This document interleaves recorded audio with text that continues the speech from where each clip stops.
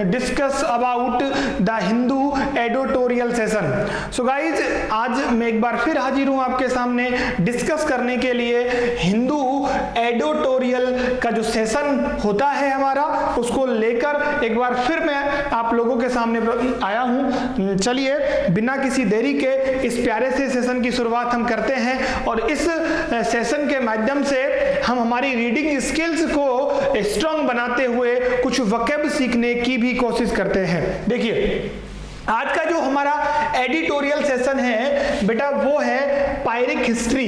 क्या? पायरिक history on Singapore election. Singapore में जो चुनाव हुए हैं उनमें जो उनको जीत मिली उसे किसका नाम दिया गया है? पायरिक विक्ट्री का नाम दिया गया है। किसका नाम दिया गया है दोस्तों?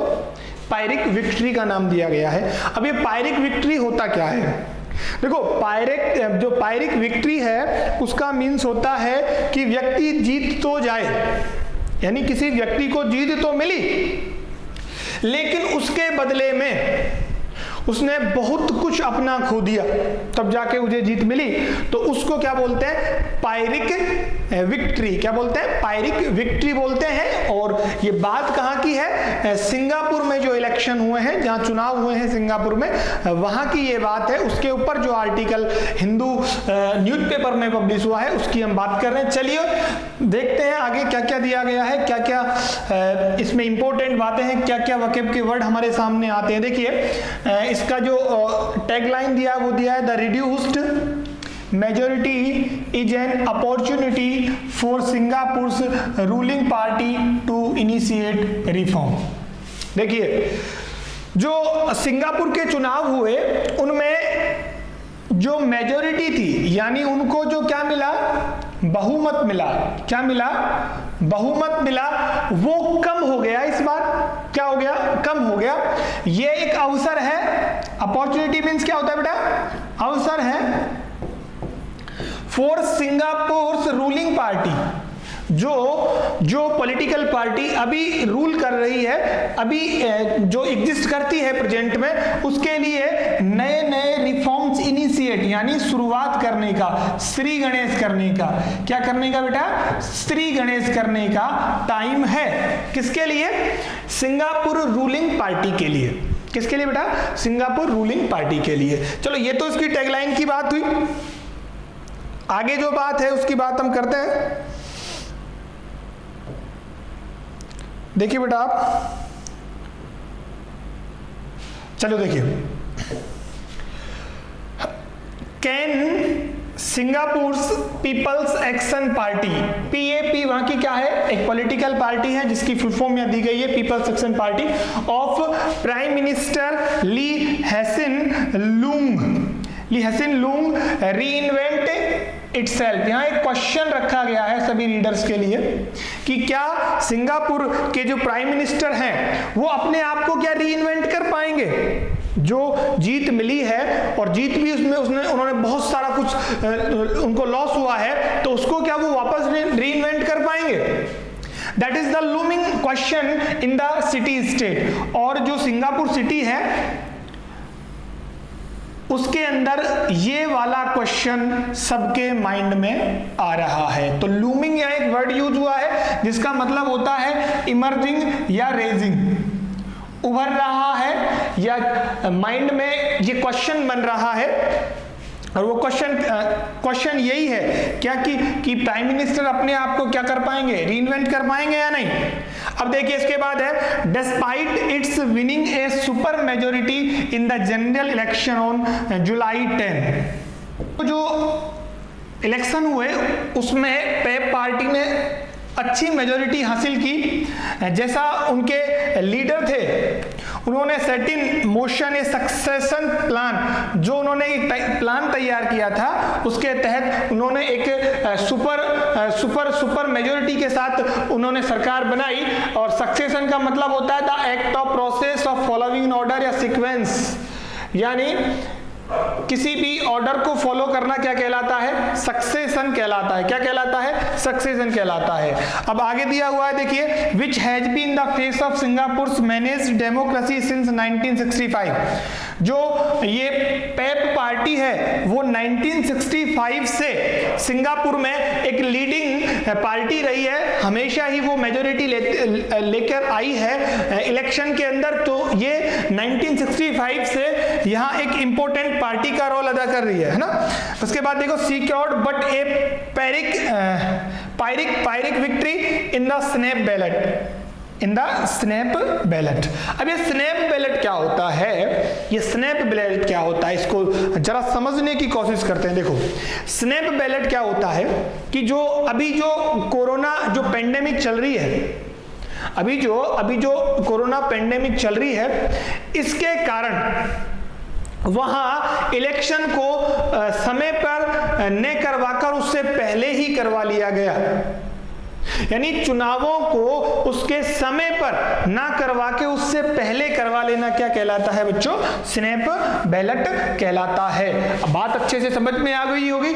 आई होप सभी को ये वाली स्लाइड, ये जितना भी अभी हमने देखा है, सब समझ में आ गया होगा। इसमें हमने 2-3 वोकैब के वर्ड देखे। लूमिंग है, मेजोरिटी का मतलब होता है the greater quantity of number, बहुमत होता है। सक्सेशन होता है the act of process of following in order, sequence की बात करता है। और स्नैप बैलेट बात करी हमने अभी आपके सामने। तो कुछ इस तरीके से इसमें कुछ एक वोकैब हमने पढ़ी। अब हम नेक्स्ट स्लाइड की ओर बढ़ते हैं और बात करते हैं कुछ और इंपॉर्टेंट वर्ड्स की। देखिएगा आप, the party polled 61% of the vote. जितने भी वहां वोट कास्ट हुए उनके 61% किसको मिले? जो PAP जो पार्टी है उसके लिए कितने परसेंट वोट मिल गए? 61% वोट मिले। उसके बाद देखिए, which translates into 83 seats out of 93। यानी सिंगापुर के अंदर टोटल कितनी सीट्स के लिए चुनाव हुआ?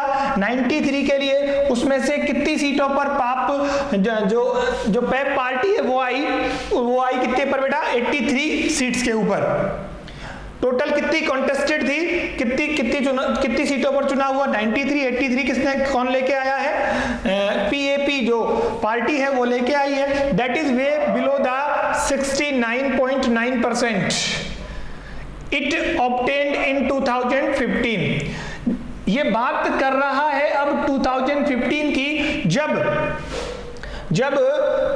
इस पार्टी को चुनाव में कितना परसेंट बहुमत मिला था? 69.9%। और इस बार कितना मिला है? 60%।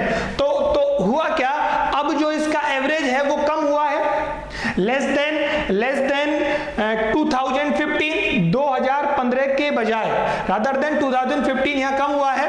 It obtain in 2015। ऑब्टेन का मतलब होता है बेटा गेन हो सकता है, एक्वायर हो सकता है, अटेन हो सकता है, प्राप्त करना कह सकते हो आप।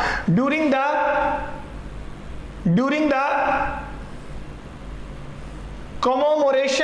कॉमोमोरेशन का मतलब होता है किसी चीज को याद करना या किसी की याद में कुछ सेलिब्रेट करना।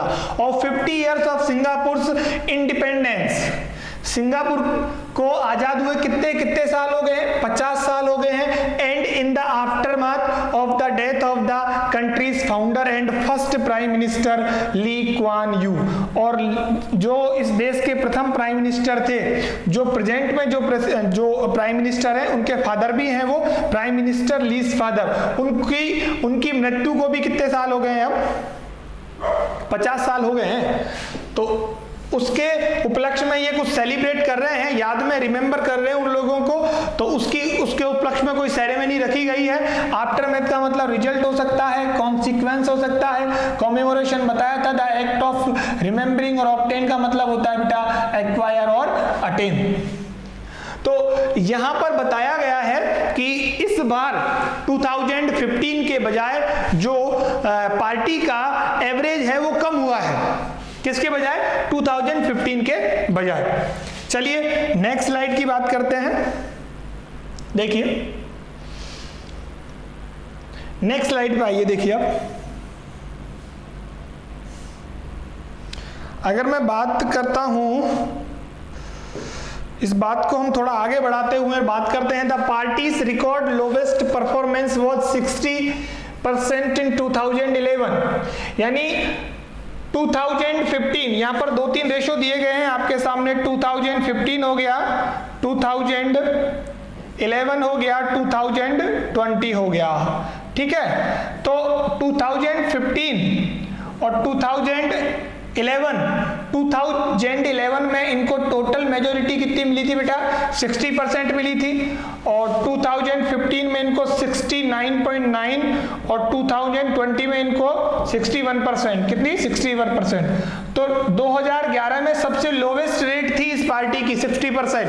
2015 में फिर बढ़ती है, लेकिन फिर 2020 में क्या हो गई?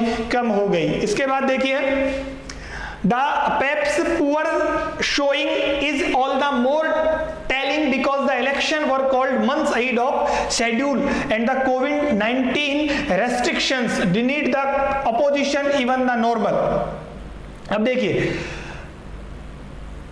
the Pep's poor showing is all the more telling because ये बता रहे हैं कि इसका जो कारण है वो है कोविड-19 के जो रेस्ट्रिक्शंस थे, जो बंदिशें लगाई गई थी, उसके चलते हुए चुनाव पहले करवा लिए गए और अपोजिशन के लिए भी कोई जगह नहीं दी गई, उनके लिए भी कोई चुनाव ऐसा कुछ रखा नहीं गया। If highly limited channels of outreach during the 9th day campaign period. Crucially, Mr. Lee has acknowledged the real meaning of the Pep's reduced majority. अब देखो, इसमें एक restriction, crucially, acknowledged और majority, हमारे पास 4 वर्ड है, देख लेते हैं। restrictions का मतलब limitation होता है, crucially का मतलब very, importantly, जो बहुत ही क्या है? बहुत ही महत्वपूर्ण है। क्या है? Very importantly.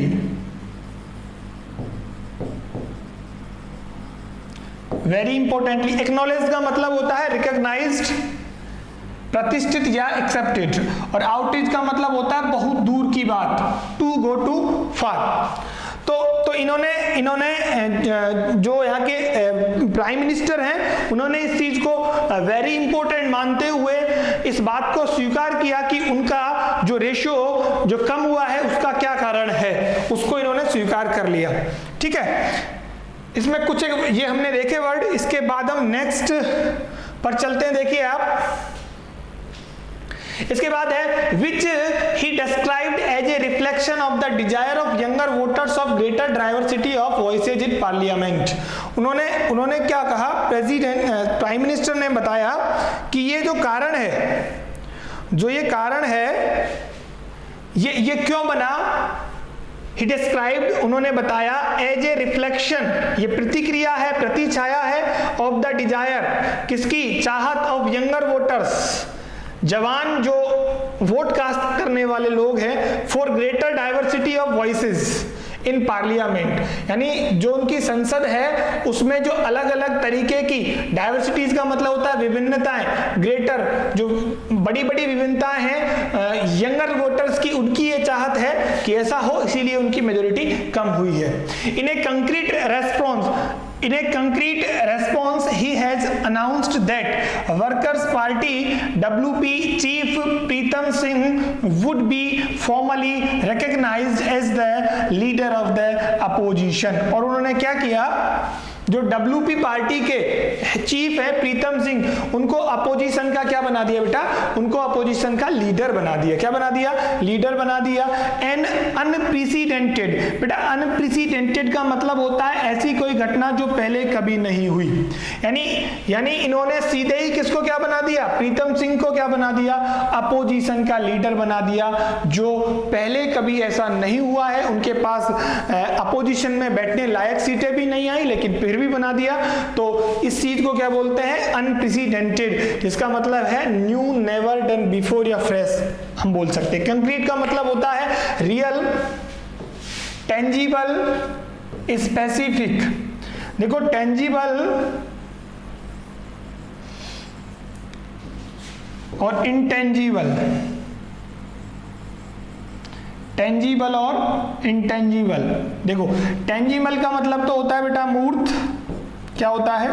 जो मूर्त चीजें होती हैं और जो चीजें सिर्फ फील की जा सकती हैं वो कैसी होती हैं, अमूर्त होती है, जिसको क्या बोलते हैं, इंटेंजिबल बोलते हैं। टेंजिबल को क्या बोलते हैं, मूर्त बोलते हैं। ठीक है, बात समझ में आई ना?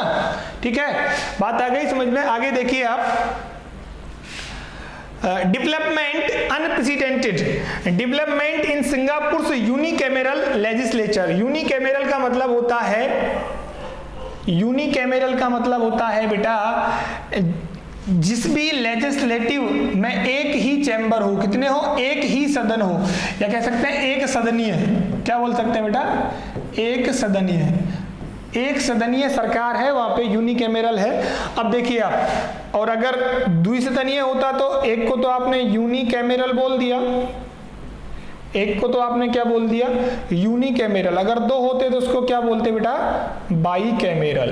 क्या बोलते, बाईकैमरल। क्या बोलते बेटा, बाईकैमरल। ठीक है, the 10 seats the WP has won up from 6 in 2015 is the highest ever by an opposition party। देखो जो ये WP पार्टी है उसने 2015 में 6 सीट्स पर इसने ये विन हुई थी, यानी ये जीती थी, लेकिन वो अब 2020 में कितनी हो गई है, 10 हो गई है। और ऐसा करने वाली ये पहली पार्टी है जो अपोजिशन में, जो पेप पार्टी के सामने अपोजिशन में कोई पार्टी है तो वो ये है जो पहले 6 सीट से लेकर इस बार कितने सीट पे पहुंच गई, 10 सीट्स तक पहुंची है।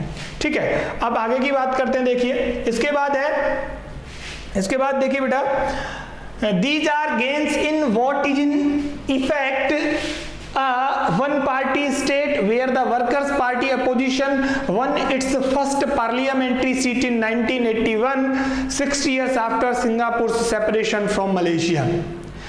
ये जो इसके प्रॉफिट्स हैं, these are gains in what is in effect a one party state, यानी ये कैसा स्टेट है, वन पार्टी स्टेट है, जहां पर जो WP पार्टी है, यानी जो VP है, वर्कर्स पार्टी अपोजिशन, इसने जो अपनी पहली पार्लियामेंट्री सीट है वो कब जीती है बेटा, 1981 में। और ये 16 साल बाद जीती, जब मलेशिया आजाद हो गया।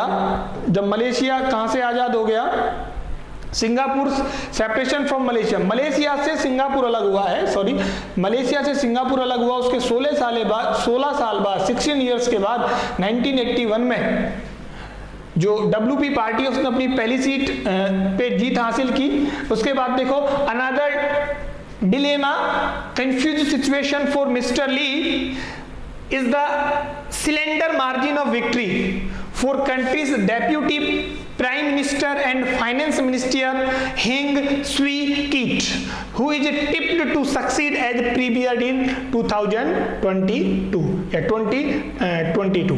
देखो, और दूसरा जो उसके लिए बड़ी परेशानी है मिस्टर ली के लिए, वो क्या है, सिलेंडर मार्जिन। सिलेंडर का मतलब होता है स्मॉल या शॉर्ट, कम मार्जिन से जीत मिली किसको, जो यहाँ के उप प्रधानमंत्री हैं और फाइनेंस मिनिस्टर भी हैं, Heng Swee Keat, who is tipped to succeed as premier in 2020। Overturn, यानी वो अपसेट हैं क्योंकि 2020 में जब वापस कुछ ऐसा चुनाव होगा उसके लिए ये थोड़े से चिंतित हैं 2022 के अंदर। तो इसके अंदर हमने देखो बेटा, एक तो गेन्स, एक्वायरिंग समथिंग, कुछ प्राप्त करना, एक है डिलेमा, अनडिजायरेबल और अनप्लीजेंट चॉइस, एक सिलेंडर मैंने पहले बताया था, स्मॉल या इन एडिक्वेट इन अमाउंट, टिप का मतलब होता है ओवरटर्न और अपसेट, सक्सीड हो सकता है to attain a desired object और गोल, सफल होने के अर्थ में हम सक्सीड का यूज करते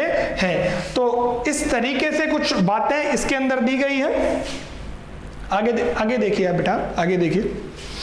इसके बाद है whereas mister Lee has already hinted that, और मिस्टर ली ने इस बात को बता दिया है, उन्होंने इस बात का हिंट किया है, उन्होंने इसकी तो तरफ पहले से ही इंप्लाई कर दिया है कि he might stay on until the end of the pandemic, कि जो मिस्टर ली है उन्होंने पहले ही बता दिया है कि शायद वो कब तक रहे सीट पे, जब तक कि ये जो आपकी पेंडेमिक है ये खत्म नहीं हो जाती तब तक ही है वो।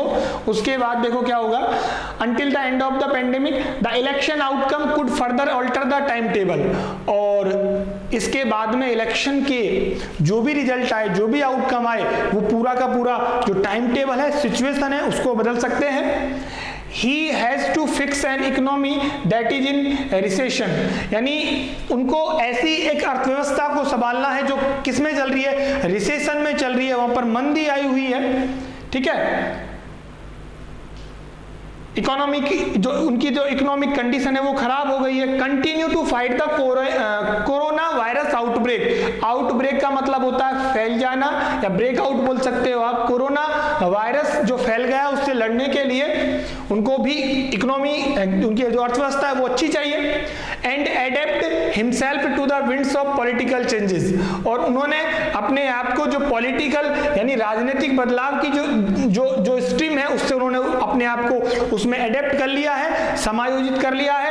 एडेप्ट का मतलब होता है समायोजित करना। बेटा एडेप्ट से ही तो बनता है एडप्टेशन। क्या बनता है? एडप्टेशन, समायोजन, ठीक है। इसके बाद देखिए, it is conceivable that given the gradual democratization of the polity, Singapore's customary method of settling the leadership question behind closed doors would sooner rather than later become a subject of public debate। देखो इन्होंने क्या बोला, it is कंसीएबल। It is कंसीएबल, कंसीएबल का मतलब होता है understandable. क्या होता है बेटा? अंडरस्टैंडेबल। इस चीज को समझा जा सकता है कि given the gradual democratisation of polity, जो राजनीति है उसको लोकतांत्रिक चीज से धीरे धीरे क्या किया गया है, जोड़ा गया है। Singapore customary method of settling the leadership question behind close doors would sooner rather than become a subject of matter. ये सारी बातें वहां पर पब्लिक डिबेट का क्या बन चुकी हैं, कारण बन चुकी हैं। क्रिटिजेशन का मतलब होता है बेटा रिलेटेड टू डेमोक्रेसी। क्या होता है? Related to democracy. क्या होता है? Related to democracy. तो ये कुछ वर्ड्स थे इसके अंदर। अब हम इन सभी वर्ड्स को एक साथ देख लेते हैं ताकि चीजें आपको और आसानी से समझ में आ जाएंगी।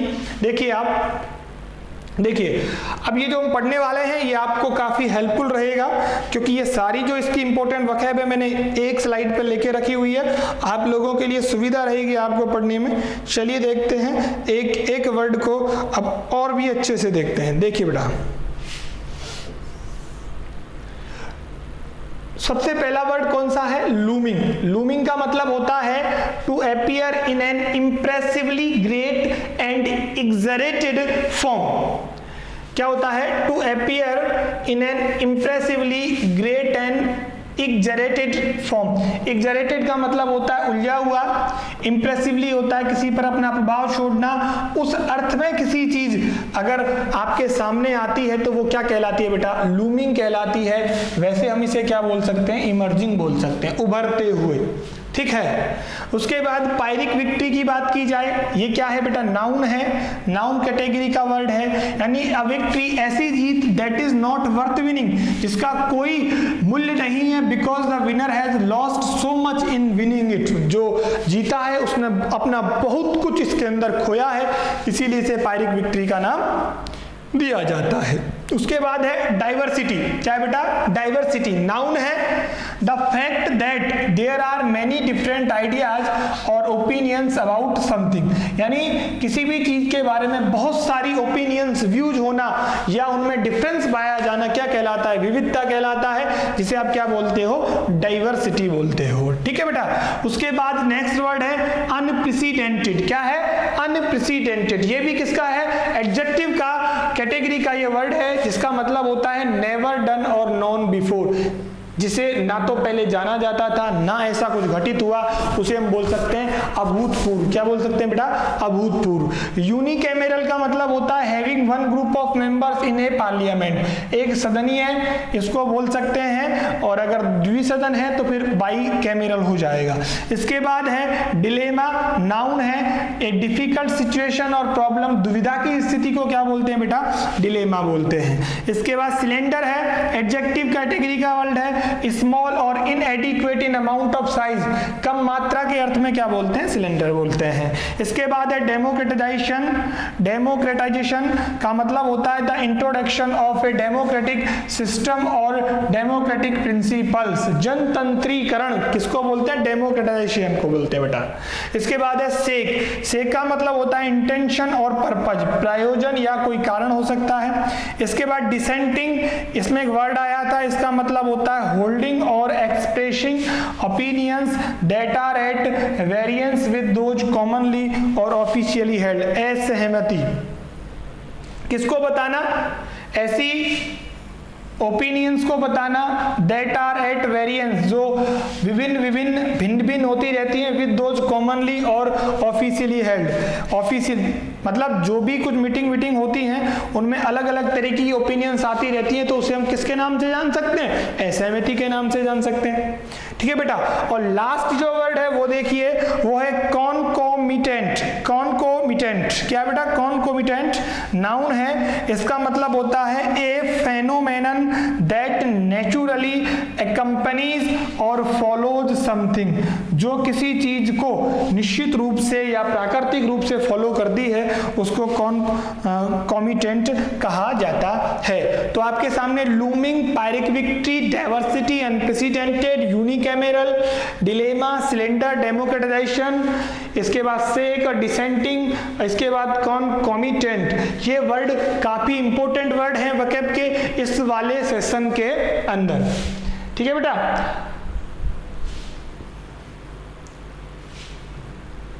तो ये तो बात करी आज के सेशन की। दोस्तों आज के सेशन में हमने जो कुछ पढ़ा वो एग्जाम के व्यू से काफी इंपॉर्टेंट है, आप इसको रिवाइज करते रहिए and keep reading and studying more and more, फिर सफलता आपके कदमों से दूर नहीं होगी। अब मैं धर्मेंद्र का आपसे विदा लेता हूं। Thank you so much.